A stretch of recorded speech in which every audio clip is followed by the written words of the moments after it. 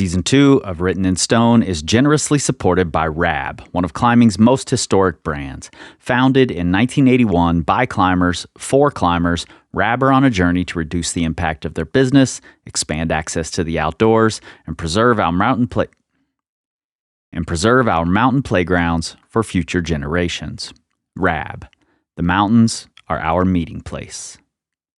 I make my living as a climbing coach, and the board I recommend more than any other is the Tension Board 2. As an early adopter of systemized spray walls, it's what I always imagined boards had the potential to be.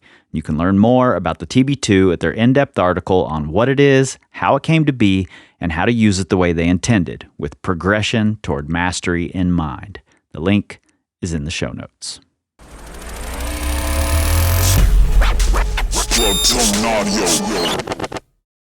Making this podcast has unexpectedly led to me getting to know or connecting more regularly with some of the legends of this game, the people who shaped it and molded it just by loving it and engaging with it in their own unique ways, the people who brought about change. One of those people is Alan Watts, and not only has Alan played a key role in the stories told over both seasons, but it makes all of the work I put into this entirely worth it that he's a friend of the show. And honestly, it's one of my great joys to get emails from Alan about recent episodes. Many of you know him, same as I did, as the father of American sport climbing and the developer of some of the most famous routes at Smith Rock. But you might be surprised that he was also very heavily involved in the indoor climbing industry from day one, including being one of the very first route setters in the country. We get into that here, as well as his role as setter and judge for Snowbird 88, where he had an up-close and personal view of the drama that unfolded. Let's get into it. Well, thanks for doing this. Snowbird has been this thing I've wanted to explore, and now that I'm really getting into the research of it, I'm surprised at how little I can find about it. There seems to be a lot of drama surrounding the comp, which is all I think is kind of fun. But then it also really, I think, played a pivotal part in American climbing, and that's why it's going to be an episode of the season. So. I appreciate you being willing to sort of dive into the inner workings of it. Yeah, Snowbird, in the moment, it didn't seem like it was that important of an event. Looking back from, the perspective of decades later, it was a really a big turning point. In the U.S., it really kind of jump-started the whole, climbing gym industry. Now, of course, the competition circuit, but the kind of the unintended side effect was was how much of an impact it had on climbing gyms, walls. Suddenly, everybody knew about climbing walls, and everybody, that was like the new thing. Before Snowbird, that industry barely existed in the U.S. Yeah. Well, I was reading in Catherine Destivelle's book, and she mentions in it that at first glance, when she first saw the wall up on the side of the Cliff Lodge, she thought it looked considerably better than any of the walls that she had climbed on in Europe. So it had a glowing review from moment one. Which is funny because it was just a flat wall with these big, ridiculous features bolted onto them that were didn't make a whole lot of sense. Yeah. Well, I want to get started with sort of how you came into that world, because most of us know you as this developer at Smith Rock, the father of sport climbing in America.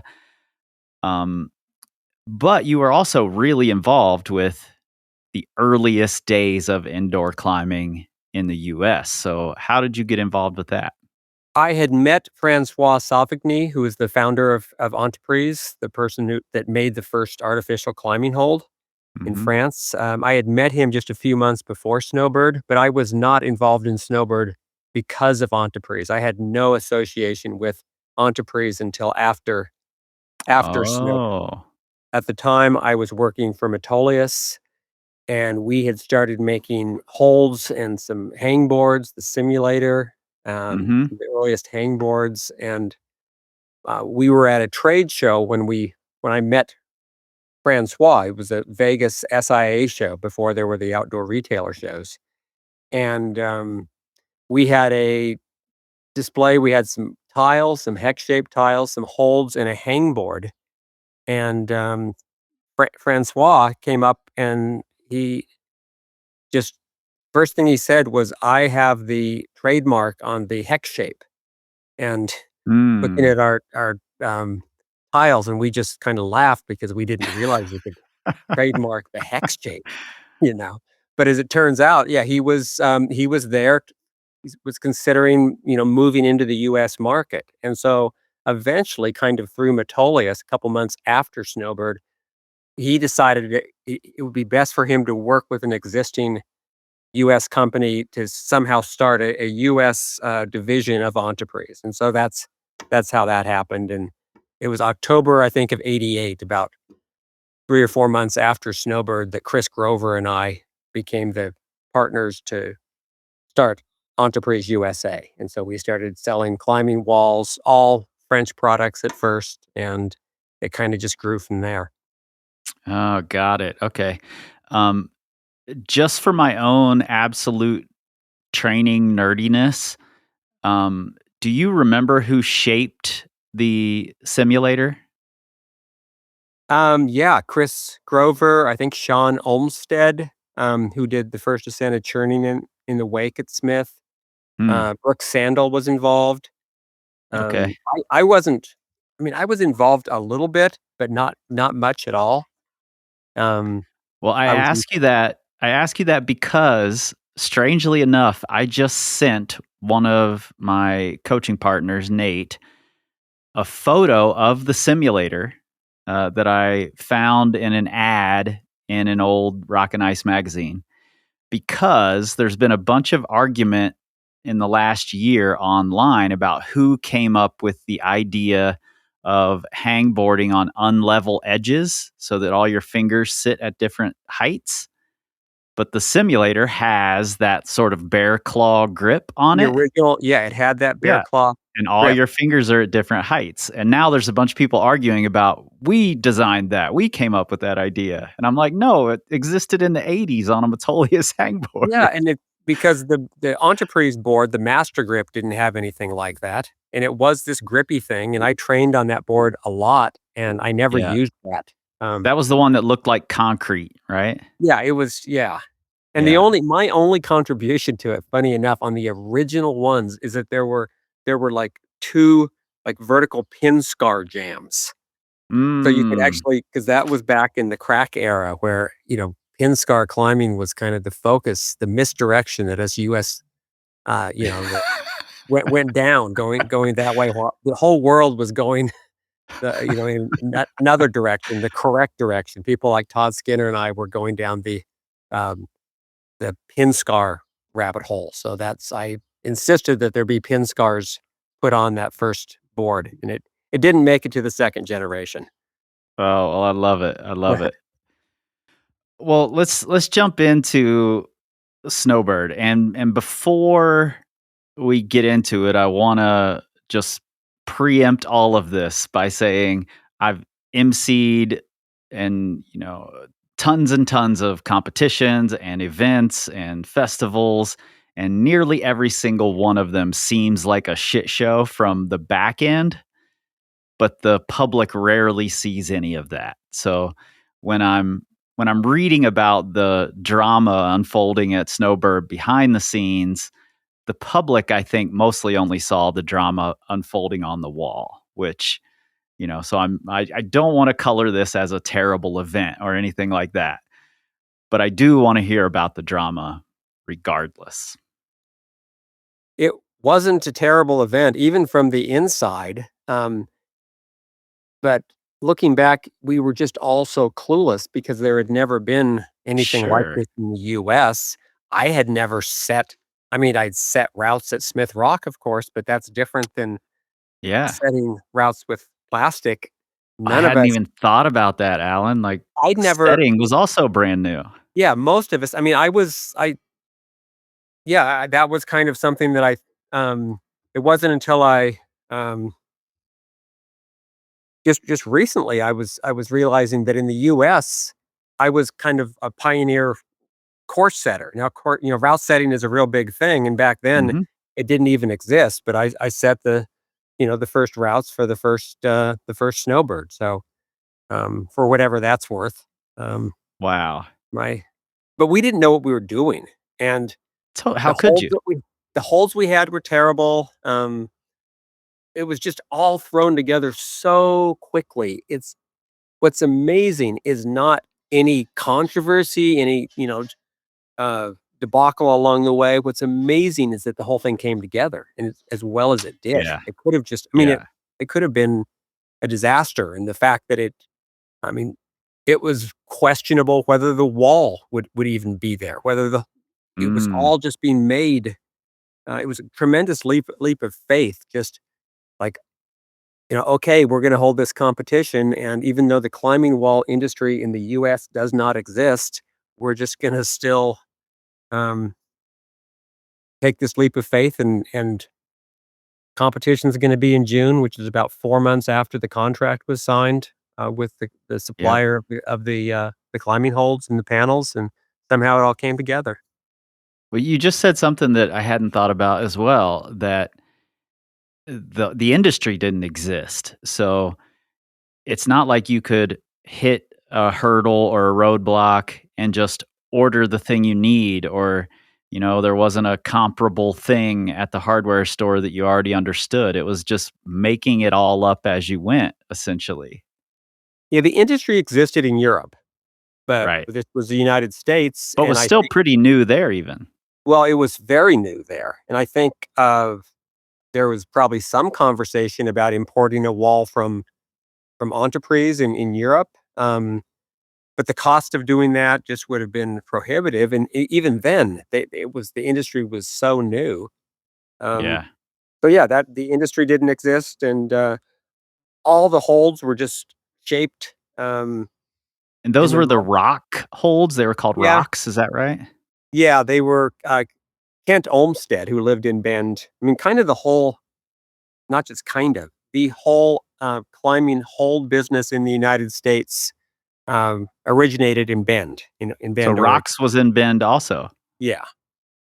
I had been in Why? Europe, I had been in Europe in 1986, summer of 1986. I was there with Chris Grover. We went to ISPO, the big trade show in Mhm, Munich, um, and Chris was working for Metolius at the time, and he kind of had maybe some business to do, but we just decided to go there, and, the Mountain magazine with me on the cover of Chain Reaction had just come out mhm, a few months before, and so I was very surprised where people in Europe knew who I was, mm, and so I was getting free people were giving me free gear, and I got 2 there were 2 climbing holds I came back with, um, and that they didn't mean anything to me. They were just these lumps of plastic and resin, but I took him back, and showed him to Metolius, my friends at Metolius, and they,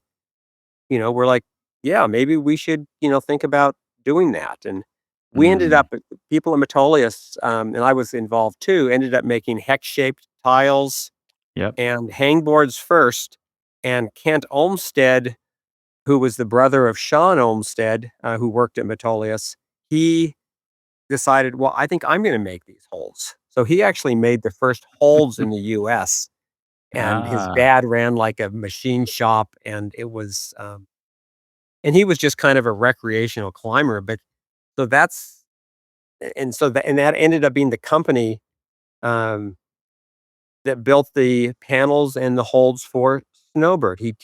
Kent teamed with Spider Dan Goodwin, mhm. and they started no, not Vertical Concepts, it was called Sport Climbing Systems. Very short-lived company, and But at the time, when they first signed the contract to work to build the Snowbird wall, they had no products.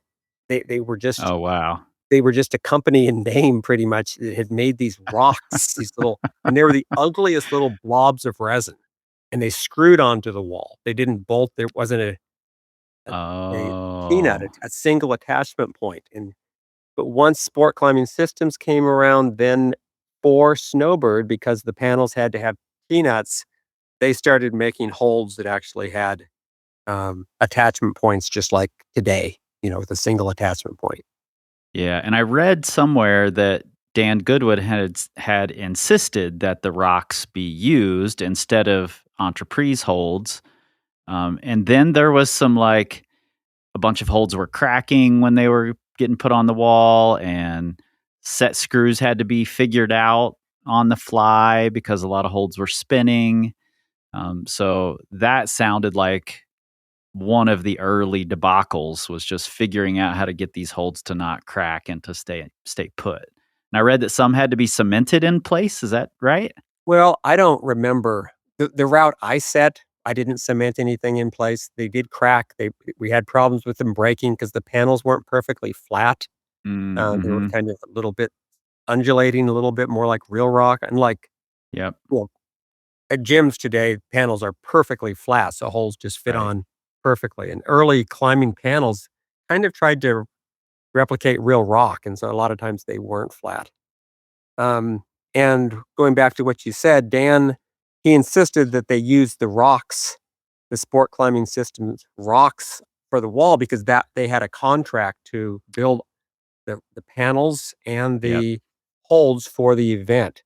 Francois sent a bunch of just on his own, just donated a whole bunch of his holds to the Mm. snowbird event, and that was not long before the event, just when they were putting up the panels, and so it was a total curveball. Spider Dan had no idea that those were gonna be arriving, Got it. and he was totally justified to say, "No, we have a contract to use our holds in our panels." Mm-hmm. And the holds, yeah, they were I mean, people sometimes, of course, they'll criticize the routes or um, if the holds were just junk. I mean, they were just these they were really, really small, and, all the early holds, people were trying to make holds that were, not like today where there's, user-friendly or big volumes or things that aren't gonna cut your fingers. Everybody was just making holds that was just like real rock. Right. Right. And so there were a lot of Smith Rock-like holds because the hold industry in the US came from Bend, 20 miles from Mm. Smith Rock, and Smith Rock is not the most finger-friendly place. So a lot of these holds were, they were not very good. And we were really under the gun, really under pressure to, all of a sudden just we were tasked with setting 3 routes, a semifinal route, um, which was gonna be 12CD, a final route, the target was 13AB, and a super final route, 13BC. That was kind of the Mm. range. I set the semifinal route, and we all climbed each other's routes, or at least, gave feedback, but each I had total responsibility for the semifinal route. Kim Kerrigan had the primary responsibility for the finals route. Got it. Got it. And something you said earlier about, route setting essentially being a brand new thing really puts a lot into perspective because all of the pieces I've read talk about how the finals route was really reachy. And, Kim Kerrigan is like 5'11. So of course it fit him a little better than it might have, Lynn Hill. But it was also a brand new thing. Like I said, we all climbed each other's routes. I climbed the finals route probably the day before the finals or the day before the semifinals, the day before the competition started. And there was this move in the middle. And I was like, Kim, this is a big reach. Mm, It was just just a really big reach, and I remember he was like, um, he was just kinda done, and I mean, it was absurd the fact that I mean, not only was there a big reach, but men and women were competing on the exact same line, Right. and Right. so for any taller climber, that I mean, I was tall enough at 5'9" where it was still a big reach, but it wasn't a move I would fall off of, and, if you were considerably shorter, you know, it went from being harder and harder and harder to eventually just flat out impossible if you were short enough. Sure. Yeah, and actually Lynn Hill has said this to me in one of our conversations, and in reading Catherine Destivelle's book, she says nearly the exact same thing, that Catherine was just tall enough to get to that hold, and Lynn was not tall enough to get to that hold. And Catherine says in her book that she felt bad winning that way because it wasn't really a display of who was the better climber, it was just who was taller. The kind of the people think back about Snowbird, and they think about Patrick Etlinger in the finals and him Yeah. clearing the roof and being the only one to succeed The on the final sunbeam route, coming and out. the sun comes out and all of that. But what they don't talk about is just the shit show that it was for the women and how unfortunate that was because Yeah, they the big reach was only about a third of the way up the wall, and right. it just, the semifinal route at least was spread people out a little bit. There wasn't a stop or move, but yeah, for Lynn, I mean, my memory is that you had feet and then you could I mean, Lynn, of course, she's only like 5 feet, but she has this amazing ability to just pull her feet up on holds that were never intended to be used as she can pull her feet up so high close to her hands, and so I think that's the only reason she could come close is she was probably using feet that weren't the intended feet. Because if she were using the feet that I was using, there was just no way she'd come up 8 inches short. Probably couldn't Right. even touch the hold. So anyway, that was really too bad, but um fortunately, history hasn't, at least until recently, has kind of forgotten that shortcoming of those of us who set routes. And I can blame it on Kim, but I should have just I should have just said, Kim, no, no, put in a little intermediate, something. Yeah, yeah. Well, let's shift some blame over to you for a minute then. Mhm. Let's talk about the boundary line on the semifinal because that caused some drama as well. Tell me your memory of it because I've read a couple of different things. Well, this is I was the like I said, I set the semifinal route, and back then, for whatever reason, those who set routes were also the judges, and we Jumar'd right up along the climbers as they climbed. Like, Oh, really? yeah, so we were right next to Oh, I didn't know that. I thought you were like sitting at a table judging. no, no, no, I was like, I was 3 feet away from the climbers, just Wow. following them, and there were, I think, 3 different there was a judge up above the roof, and I did the midsection, and there was a lower judge, and so I was the judge at the where that tape was. But that tape was never part of yeah, I didn't put that tape up. It was like red Oh, duct I tape. thought you did. No, and there was no reason for tape because there was like this outside, a shallow arête, and you climbed up this arête, and then you kind of moved off to the right and then just started climbing up, you know, uh holds put onto a flat wall, but there was just a little bit of a traverse to the right. But there was nothing to the left. There was nothing to the right. There were no other holds you could have used. The only reason they Mm, put the tape up there, I think, was just for visuals, just for the camera to make it define where the route was. Like there was no got reason it. to put the tape up.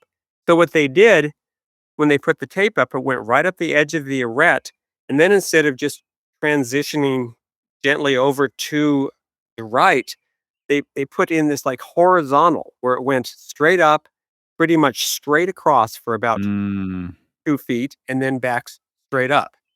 And again, I didn't even think about it, but what happened is you'd get up to the top of the arete, you'd step right, and it was a natural thing to just put your foot over and stem off the top of the arete feature.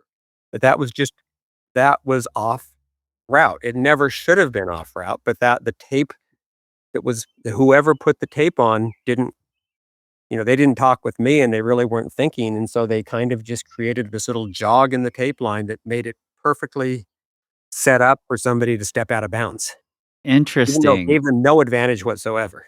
Right. Yeah, I think what I read, in fact, I'm sure what I read is that you had put the tape up before construction was finished, and then it just never got moved when construction was finalized.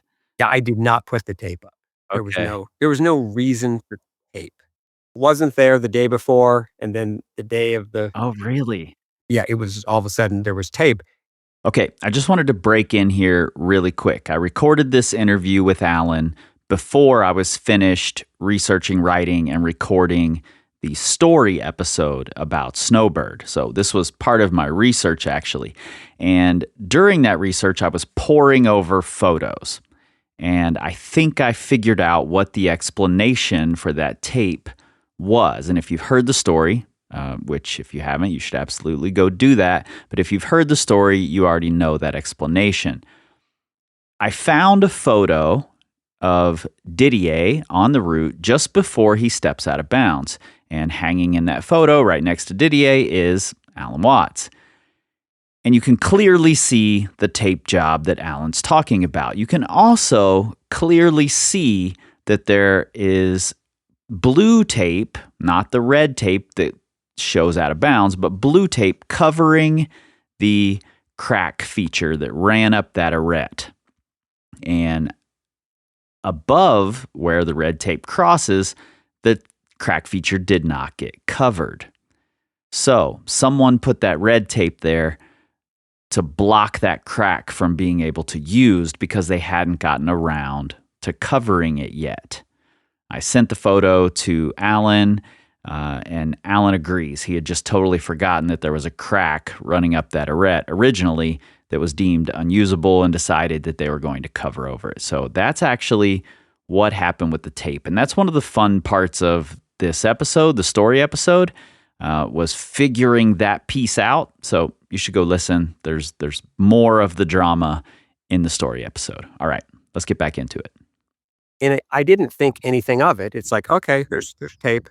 The tape. It's not like there was any modular hold on the other side of the tape. It Right. never occurred to me that that might be a little problem.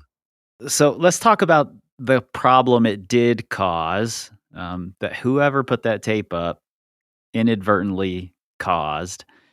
Number one, it was Didier stepped his foot out of bounds, right? Yeah, he was climbing up, beautifully climbing as he always did. Mm-hmm. Not a real hard section on the route, and he was just climbing up there, stepped off to the right, and he stemmed his foot over. And I, being only 3 feet away from him, I said, "Didier, your foot."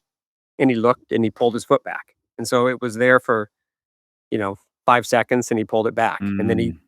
continued, flashed the route. And that was that. I thought nothing of it. I didn't for a second think, oh boy, DDA might be disqualified or DDA gained some unfair advantage. I never had any, didn't even occur to me.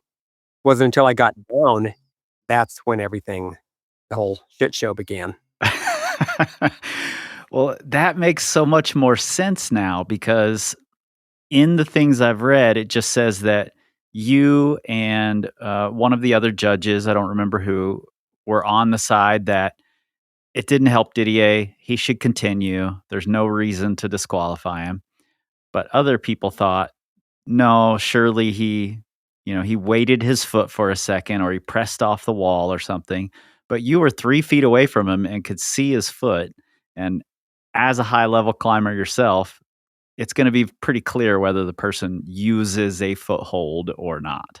Yeah, he just went over there just to touch, just stemmed over there, gained no advantage. But there were rules, although we never really talked about the rules That's another note I have here. beforehand, and I don't I'm not even sure if I knew I was a judge or what I was doing, why I was Jumaring along. I don't know why I was up there. I think, again, it was for show. I Uh, see pictures, and you can see a pictures of Snowbird. You'll see, um, people Jumaring right next yeah, to. there are people hanging everywhere. I just And assumed they were all I'm one of the photographers or people. something. No, they were the judges. The route setters who then became judges. Jean-Marc Troussier, Mhm. from France, he was kind of if there was a head judge, I don't know if he was the head judge, but he was the one who at least had experience with European competitions. And so he was once Got there it. was an appeal, then, I first heard it from him, and then we all gathered together, and we had a discussion about that. And I was really annoyed with it because it was like, this was just ridiculous. It's not, the spirit of it. That tape, I didn't even put the tape there. It was our mistake. We were the ones Mm, screwed up. It was not yep. DDA, but, again, competitions, there are rules, and, that's was my first exposure to kind of that whole thing, and it left a real bad taste in my mouth just because it was.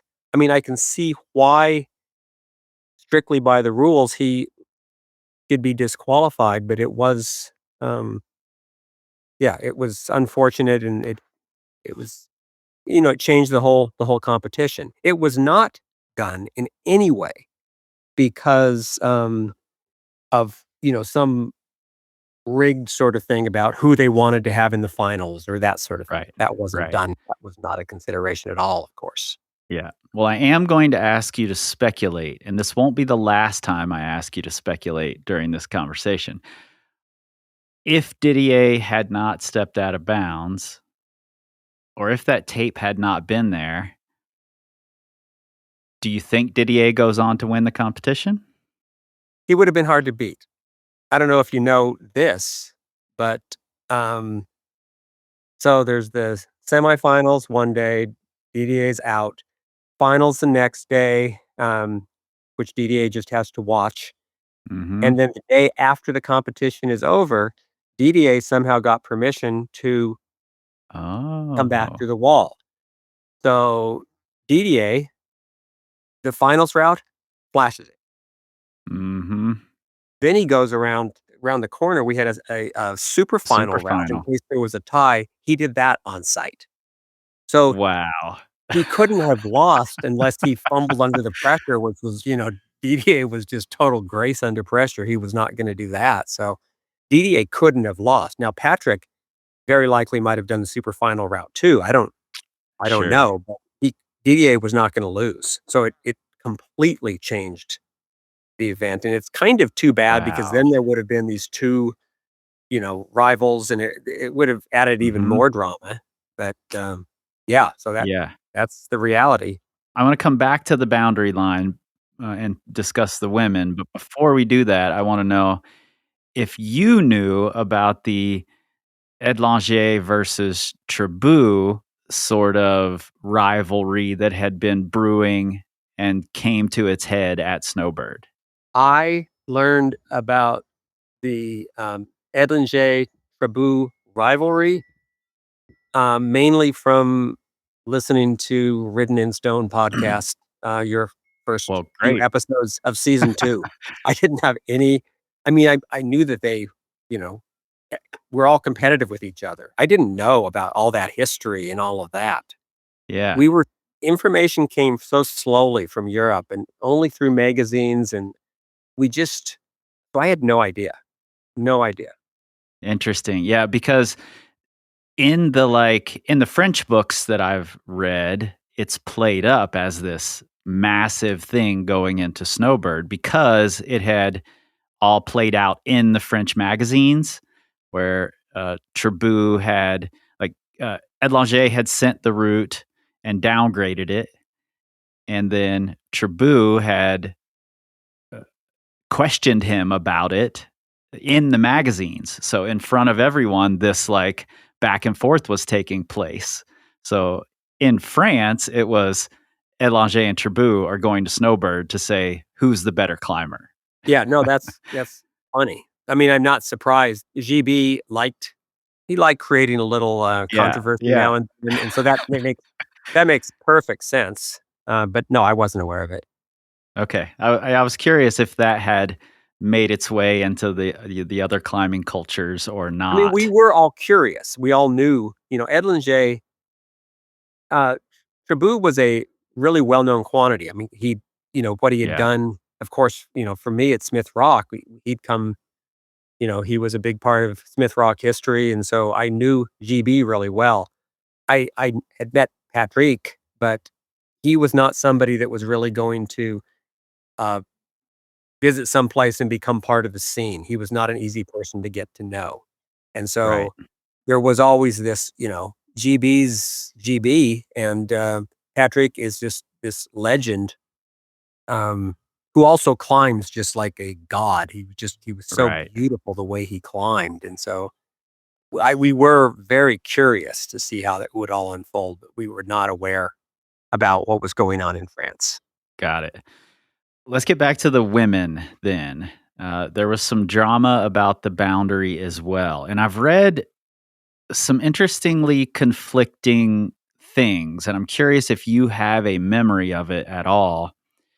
So, Mari Gingery reached a hand out of bounds at some point and pulled it back, but was still disqualified.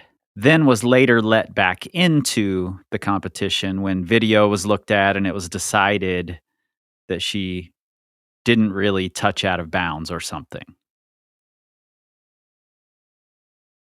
And my understanding was that Catherine Destivelle had fallen and not made it into the top 5, but when Mari was disqualified, she snuck in. But then when they brought Mari back into the competition, they had to keep Destivelle in as well because they had already let her back in. But in Destivelle's book, she says she also reached out of bounds and was disqualified. Where they reached out of bounds was not in front of me. Okay. So, at least I wasn't. Yeah, I think it was lower down. I had nothing to do with that particular one. I didn't know about it. That came up when we were having the meeting with about Didier. That's when that came up, and, I have a vague memory of it, but I don't remember the details. The only thing I can assure you is that there was nothing whatsoever, like any sort of we want Catherine to be in because we want Catherine to be against Lynn, or there was Right, nothing right. that didn't happen at all, not in the slightest bit. I think that's something, a myth that's just kind of, um, been created. Sure. Because I think it was the second time that like some weird rule change had resulted in Catherine winning. That's how it seemed by a lot of people, you This know? one was not as it was not the rules were changed so Catherine Right. could win. It was more like the rules were so poorly defined in the first place that they could be interpreted of many different ways, and, again, I really don't think, um, that there was any sort of a conspiracy there that ended up hurting Lynn, again, I don't have a real strong memory. I was totally focused on DDA because he was the one in front of me. Sure, sure. Here's speculation number 2. Um, if that long move in the middle had been changed on the final route, who wins? Well, I mean, Catherine was a phenomenal climber, but, I mean, if Lynn would have won, like, hands down, she would have won Mm, easily. Lynn was, like, just kind of leaps and bounds above everybody else. Lynn would have, um, I don't know how far she would have gotten. There was a really hard move under the roof where just about everybody fell off. She probably would have made it up to there. yeah. Who knows? Who knows? She may have done the whole route. But yeah, Lynn was really, just phenomenal. so good and really, and still is so good. well, yeah, and she was kind of the complete. I mean, I'll say I actually listened to your podcast that Lynn you had there's an earlier one this season when Lynn was on, and she mentioned that controversy, and I had talked to Lynn. I mean, Lynn lived in Bend for quite a few years, and we discussed it, and but she still kinda holds on to Yeah, the whole yeah. I was that it was, they were trying to have Catherine win, and which wasn't the case at all. But what I took from that was how fiery and how intense, like, it's kind of what made her so great is not only was she just strong and flexible and just so intuitive in the way she moved, but she wanted it. She was Yeah. competitive, driven, and just and it even came across um 35 plus years later listening to her talk to you. I even like, "Oh, yeah, I remember. That's Lynn's." She's yeah, she's, really, really wants it. She's, determined and passionate like nobody else. Yeah, absolutely. And that's what I love about you, Alan, is you're so quick to step outside of the situation and look at all of the factors and be able to connect the dots and pull these things together. And that's how I feel about Lynn. It's how I feel about Gibet. It's how I feel about um, Jerry Moffat. You know, we're talking on the day that the Jerry Moffat episode came out, and part of me thought I was going into that episode with you know, Jerry just wanted to be the best, and that was his downfall. But that was also why he was as great as he was. No, that's what made Jerry, Jerry. Yeah. Yeah. So I love that you can step outside of the situation and see that so clearly. I think that's an important thing. It's helped. I mean, I've really enjoyed the 2 seasons you've had with Written in Stone because it's not like I am spending a lot of time now at age 65 thinking back, trying to make sense of how everything connected Yeah. decades ago. But you listen to your episodes and it gets you thinking and it's, I don't know, it's kind of fascinating. All the connections, all the threads that held it all together, and you've done a really great job of just kind of putting together all these pieces and see how everything fit. And sometimes you at least make an effort. I don't always agree with everything the way you put it together, Sure. but it's always would be a fascinating conversation about, what's the greatest climb of all time or, that sort of stuff. Yeah. It's Yeah. just kind of, it's fun to look back and I appreciate that people, young people like yourself, still have an interest in that era and that history and because there was a long period of time after I kinda got out of climbing where it just felt like that was kind of this forgotten time, you know? Yeah. Yeah. Climbing had And gone in such a different direction with competitions and gyms and all of that, that it was what happened in the '80s was, you had to be really kind of a nerd to have any interest in it. Not saying yeah. you are. That's Well, not I true. am, Alan, and that's okay to say. Um, I appreciate all of that, and I appreciate your emails so much. One of the reasons for doing this to begin with was because the Yosemite era had so much written about it and so many of its stories told over and over again, and then the birth of sport climbing and bouldering hadn't been mythologized in the same way. And I thought I was going into it, initially, this is how I went into it, was just writing these standalone stories about the individual ascents. And it became pretty clear halfway through the season that there's a lot more here. There are lots of connections, and these people all interacting with each other are what created this whole thing, and I have to focus more on that. So that's sort of become the whole ethos for this thing. Yeah, and it's a treat. I mean, it is what you're doing is really special. Thank you.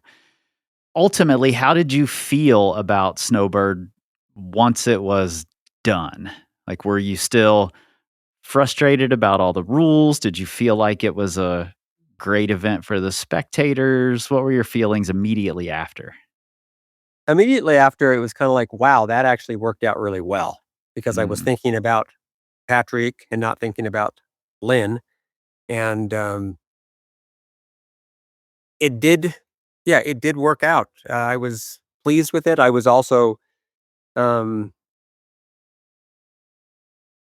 it didn't seem like a real seminal moment in the history of climbing. It was just like this circus, this Yeah. sideshow. Um, I was kind of relieved it was done, I think I was 2 weeks after that, I got married, so I had plans and things Mm. going on, and at the Mhm. event, it was, kinda chaotic and stressful and, I mean, who would have yeah, I'll tell you, being the first route setter in the US, I was the first person who had that, setting the semifinal route, the first one climbed. I was the first one that had that feeling of like, "Oh shit, this route, if it's too hard, nobody can do it. If it's too easy, everybody will do it." And you just realize Yeah. there's a lot of pressure on the route setters. So it was kind of a stressful event. I remember I got my Jumars and my whole everything I had, it got stolen there at the Oh, event. no. What? Yeah, and so, and these were like the Jumars I had used looking back, they're the ones I had used to prepare all the early sport Oh, climbs don't with say some that. sentimental value. So if anybody is listening, if you took my Jumars, no questions asked, you can bring them back and get them back to me, and I'd be happy as could be. I'll even buy you a beer.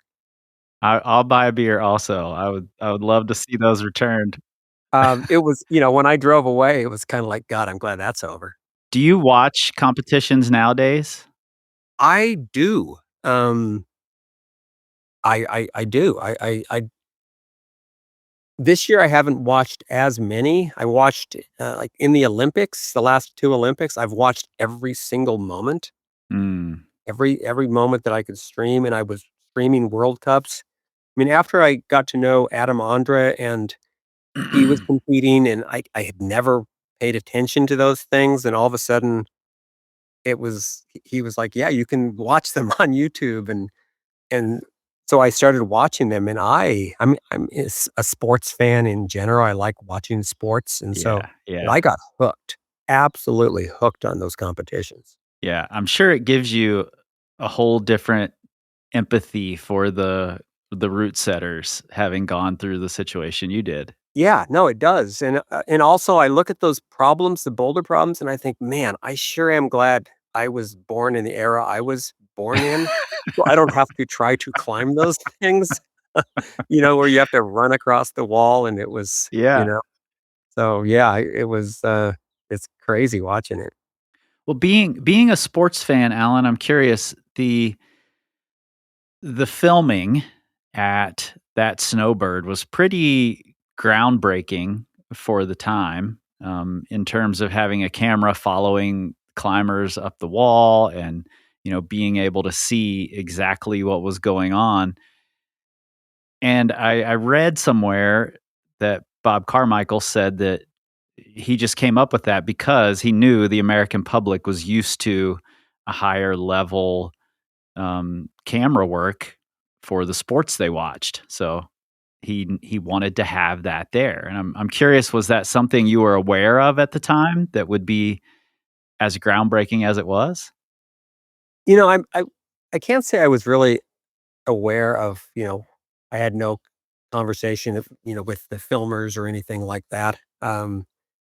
At that time, there was kind of a access to sports. It was very different than it is now. There were just, the main sports, and then every other sport was put on to either this it was called ABC Wide World of Sports Wide world of sports, yeah. or NBC Sports World.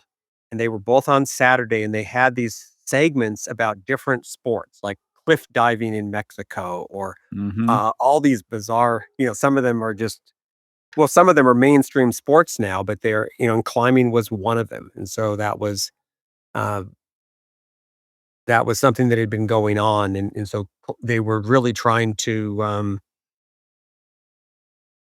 don't know exactly how it all unfolded, but between Jeff Lowe and Bob Carmichael, it was, Yeah, it was definitely a conscious decision about, they were trying to market this thing more than anything else. Do you know if there is a video or footage of this that exists still anywhere? Like, have you seen the comp? I watched it when it happened. I don't think I videotaped it. Maybe I did. Um, There's, like, one clip that floats around that has, like, Dan Goodwin's big, giant, silly jump, um that was silly, yeah. Yeah, he could have gotten really hurt doing that.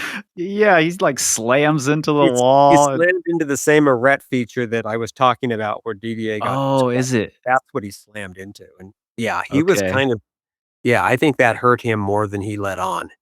Mm. Ah, so funny. That's the clip that floats around the internet, so I would love Only to one I've seen. yeah, I would love to see, some of the climbing. I would love to see Ed Langeais' final as well, just Yeah, for the I sake still of remember it well. I mean, Mm, yeah, I fortunately have a kind of a videotape of it in my head, but yeah. um, it was pretty wonderful, really. I've read about it so many times now that I think I have a videotape of it in my head as well that I've just manufactured there, so I would love to see it, and I've seen photos from different angles as well, so I'd love to see the thing. Is there anything I'm missing about this? Any instrumental parts? Not any I mean, not just a few little details. I'm trying to remember when I even heard about it. I got a phone call from Jeff Lowe, and Jeff was Mm, really he was the yep. force behind the whole thing, and he asked me, he said, "I just wanna give you an option. We wanna give you an invite to compete, but we're looking for course setters as well. We'd, pay you 2,000 bucks."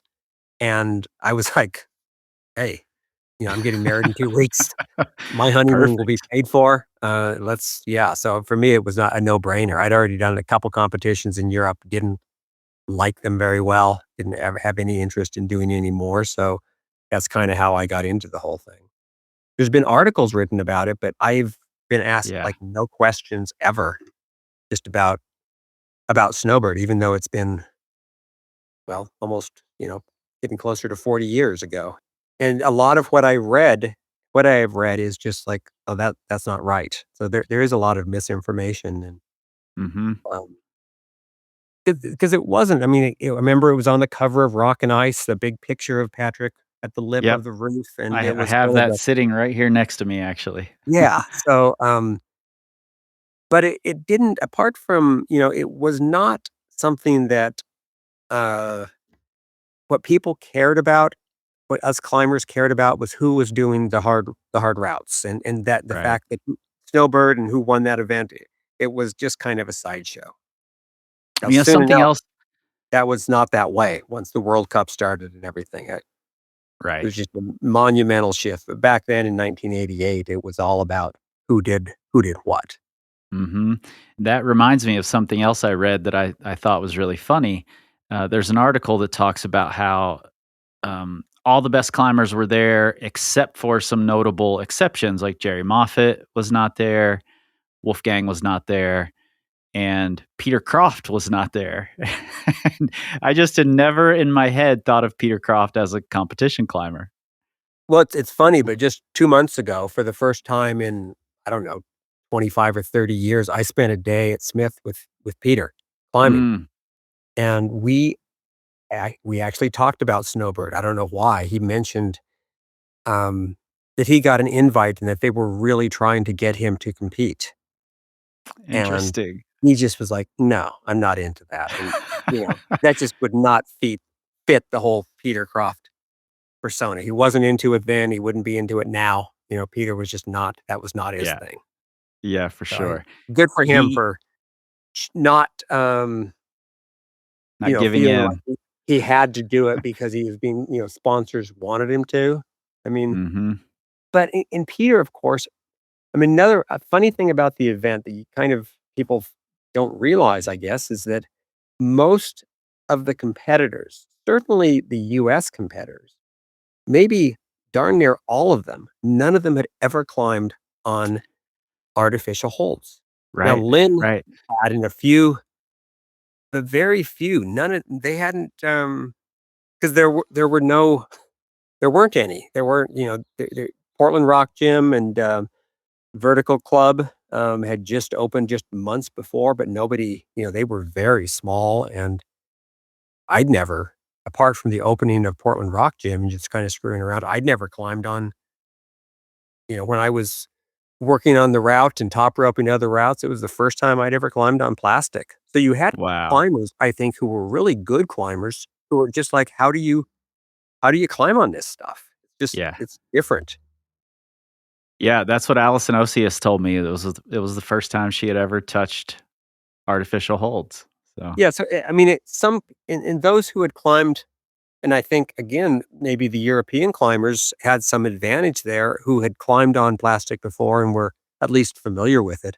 I think it was a disadvantage to US climbers and people, I don't know, like Ron Kalk, for instance. I there's no yeah. way Cole had ever touched a plastic hold, and all of a sudden he's Right. holding onto these blobs of just like, what the hell are these things, you know?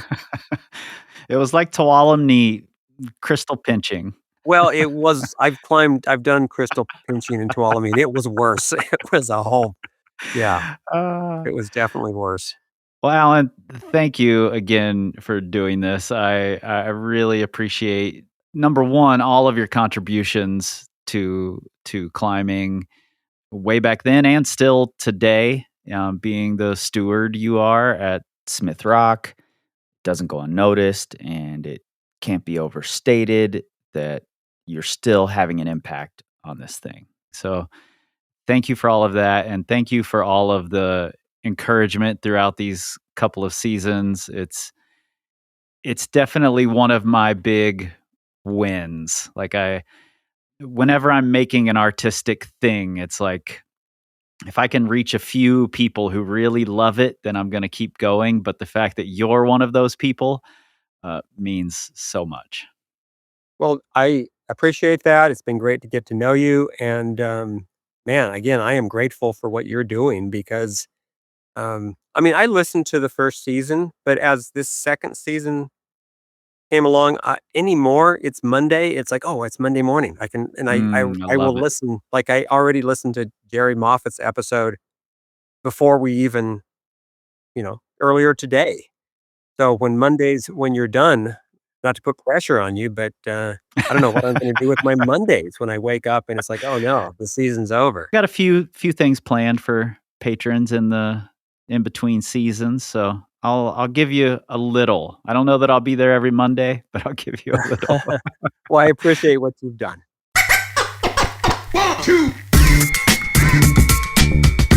Written in Stone is produced by me, Chris Hampton, with help from Riley Rush for Plugtone Audio, a group of the best, most impactful podcasts in the outdoor industry. And this week, our patrons get to see video of the finals of Snowbird 88, thanks to Rob LeBreton. And I'll also be reading an essay by Christian Griffith based on his experience at Snowbird. And remember, this show is 100% rooted in the facts, but like Todd Skinner always said, never let the truth get in the way of a good story. If you love what you're hearing, give us those 5 stars and a glowing review, join our Patreon, the Secret Stoners Club, and tell everyone you know at the crag, especially at the gym. Let them know how deep indoor history is as well, and together we can tell the stories of climbing's most important ascents, one decade at a time.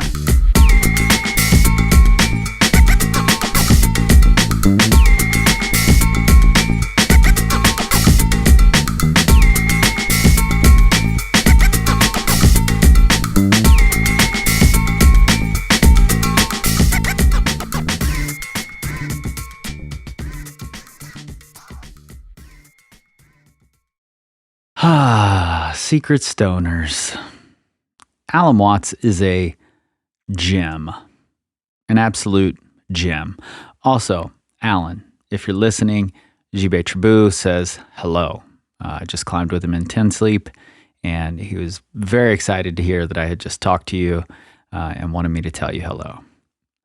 I just got back, like literally just got back, and I think you're getting this in 8 hours, something like that. But I just got back from bolting a bunch of moderates all day. So fun. Plus, it was our Climbers Festival week. Plus, I baked in the sun today, and now I look like a lobster, though a lobster who wore a tank top for some reason. Not sure why a lobster would wear a tank top, but that's what I did today. Anyway, all of that to say, I really got nothing done this week other than editing this episode and getting out the Snowbird video that Rob LeBreton sent to me. And really, that's enough because, frankly, listening back to this Alan Watts conversation was just an absolute joy. I really mean it when I say that it just makes my day to know that Alan is a friend of and fan of this show. It's pretty cool. It's pretty cool what this thing has created and what it has the power to create in the future. Okay. You know what I have to do? I have to get started on this next story. Actually, I have to get started writing this next story. I've been doing research. I've been deep in the research, actually. Now I have to start writing the thing. But next week, because we're coming to the end of this whole season very soon, as I tend to do, I'm going to drag it out a little. So next week, we're not going straight to the next story. That will be the following week. Instead, next Monday, we're going to be talking with, and I'm going to tell you this time because I think it's pertinent. We're going to be talking with Rob LeBreton. When he sent me the Snowbird video, he said things like, I can quote just about every line. I've watched it over and over and over since I recorded it. He even came and visited Snowbird while he was here in the US just to see the location. That's dedication. And I get it because I remember watching skate videos, skate competitions, especially vert competitions back in the day where I knew every single rider's routine. I knew what move they were going to do next. I would do my best to try to learn their routines on vert. I was never as good as any of them, but I would try. And I loved it. And I bet you if I saw that same comp from Anaheim, California, where Christian Hosoi wins the highest air contest, but Tony Hawk wins the vert contest, which probably actually happened a whole lot. I'm not really giving any information that's very specifying here.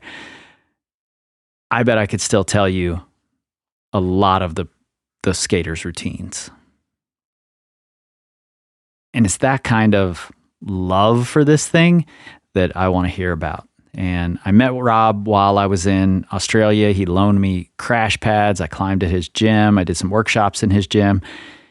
And I'm really excited to talk to Rob about how Snowbird, happening in the US, translated to young climbers in Australia. I'll see you guys next week.